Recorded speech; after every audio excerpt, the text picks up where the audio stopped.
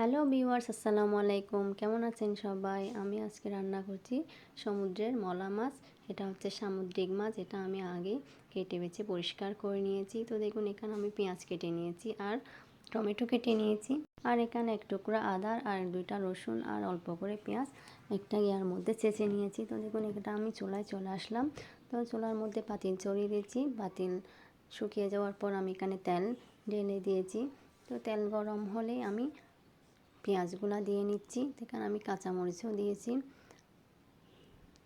দেখুন, আমার তেলগুলো কিন্তু একদম গরম হয়ে গেছে। তো এরকম গরম তেলের মধ্যে পেঁয়াজগুলো দিয়ে দিবেন এবং চেঁচা আদা রসুনগুলোও দিয়ে নিয়েছি। তো এবার নেড়ে চেড়ে দিচ্ছি ভালো করে। এভাবে কিছুক্ষণ ভালো করে নাড়তে থাকবো। হালকা বাদামি কালার হওয়ার পর আমি এখানে অন্যান্য উপকরণগুলো দিব। তো সেই ফাঁকে চলে আসলাম এদিকে আমি মশলার উপকরণগুলো নিয়ে নিচ্ছি। এখানে পরিমাণ মতো লবণ দিয়ে নিয়েছি, মশলা দিয়ে নিয়েছি 2 চামচ, আর লাল মরিচ দিয়েছি 1.5 চামচ, আর 1 চামচ হলুদ গুঁড়া দিয়ে নিয়েছি। তো এখানে অল্প পানি দিয়ে আমি ভালো করে এগুলো মিক্স করে নিব। পানি দিয়ে ভালো করে মিক্স করে নিচ্ছি। দেখুন, হাত দিয়ে নেড়ে চেড়ে যাতে তেলের মধ্যে ভালো করে কষাতে পারি। তো এখানে এদিকে সে পাকে আমার পেঁয়াজগুলো হয়ে যাচ্ছে। দেখুন, আমি আবারও ভালো করে নেড়ে চেড়ে দিচ্ছি। এভাবে কিছুক্ষণ হওয়ার পর আমি দিয়ে নিচ্ছি মশলাগুলো, মিক্স করা মশলাগুলো দিয়ে আমি আবারও নেড়ে চেড়ে দিব।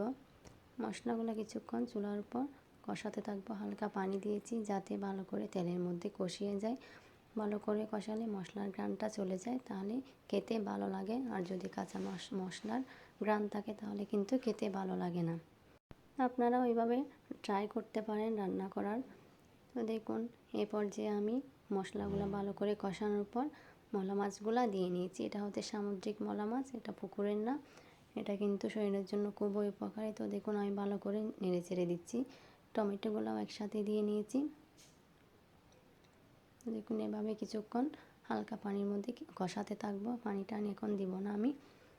তো দেখুন, অল্প করে দিয়ে নিচ্ছি, কারণ অল্প করে দিয়ে ভালো করে কষাতে হবে। না কষালে কিন্তু খেতে ভালো লাগবে না। এভাবে কিন্তু কাঠি দিয়ে নাড়াচাড়া করা যাবে না। এটা পাতিল ধরে কিন্তু নাড়াচাড়া করতে হবে।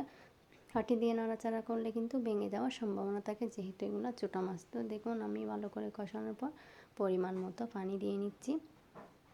আবারও পাতিল ধরে নেড়ে চেড়ে দিচ্ছি। দেখুন, কালারটা কিন্তু লাল লাল খুব সুন্দর হয়েছে। এই পর্যায়ে আমি ধনিয়া পাতাগুলো দিয়ে নিয়েছি। এটা হচ্ছে শীতকালীন ধনিয়া পাতা, এটা কিন্তু সব সময় পাওয়া যায় না। দেখুন, আমি লবণ কম হয়েছে সেজন্য আরেকটু লবণ দিয়ে নিয়েছি। লবণটা হচ্ছে যার যার স্বাদ মতো, কেউ কম বেশি